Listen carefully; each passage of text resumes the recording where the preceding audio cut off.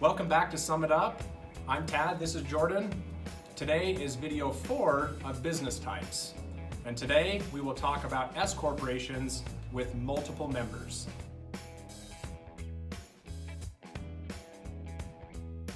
Between a one-member S-Corp and multi-member S-Corp is that now you have more than one person sharing in the profits.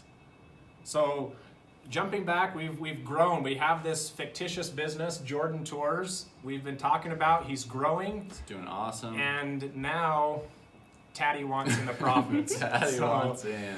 So that's gonna make this happen. And so now Jordan was nice enough to let me in as a 50-50 owner. So I am the proud owner of half of Jordan Tours. And it only cost $1 million, so.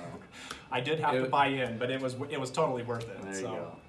So basically what happens is when one member takes money out, the other member has to take the same amount out percentage-wise. So this is how that works, okay?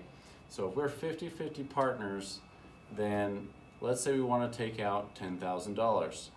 So in that case, $5,000 would go to me, the other $5,000 would go to Tad. Now, let's say we're 60-40 partners. That means $6,000 goes to me and $4,000 goes to Tad. And so this is when I know you're secretly rooting for your partner to take some money out of the company, so we can go remodel our house or buy a new car.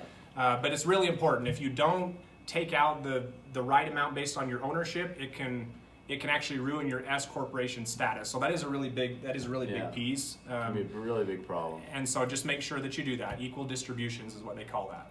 So now you still have to take out a reasonable salary for the company as a whole. So that doesn't mean that because I'm taking a reasonable salary, that Tad also has to take a reasonable salary the same as mine, or even at all, depending. If he's just a silent owner, then he can go ahead and just sit back and we can take distributions, or the money we want to take out of the company, we can take those on a scheduled basis or whenever we need to, and we'll still continue on as an S-Corp. So with Jordan Tours, when I came in as a member, I came in as a silent partner. Jordan did mention that as an example. So when I bought in, I contributed new side-by-sides. That was my contribution. And so Jordan's actually running his company, and that's one of the appealing things to him, is he still gets to run the company just how he wants to run it. I just love the idea, and I think it's a fantastic idea, and so I wanted to take part in the profits. So I contributed those assets, and now I'm silent. So I don't get a salary like Jordan does, so he continues to run it just like he did before. And now Tad can come along for the ride, and it's free. Literally, the rides are fun for sure. So to clarify, so I can take a salary and shareholder distributions, or take money out of the company for myself, and Tad doesn't have to take a salary. And in this case, if he's a silent partner not actively working in the business, I probably wouldn't want to give him a salary. But he does get to share in the profits or distributions with me.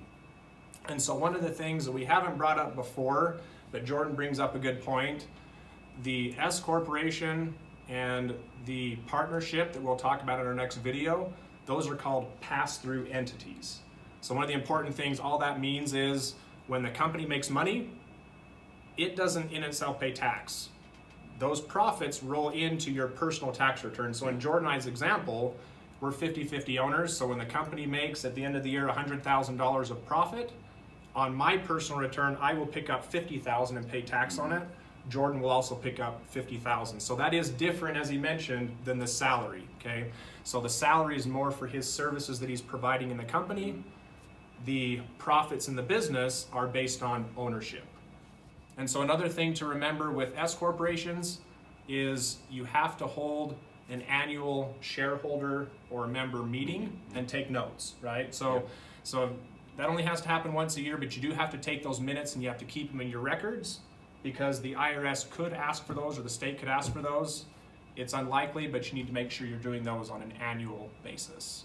And then also when you add a partner on, you need to update your articles of incorporation, whether you have them as titled as a vice president or whatever, secretary, something like that. You need to update your articles of incorporation, including them in your company.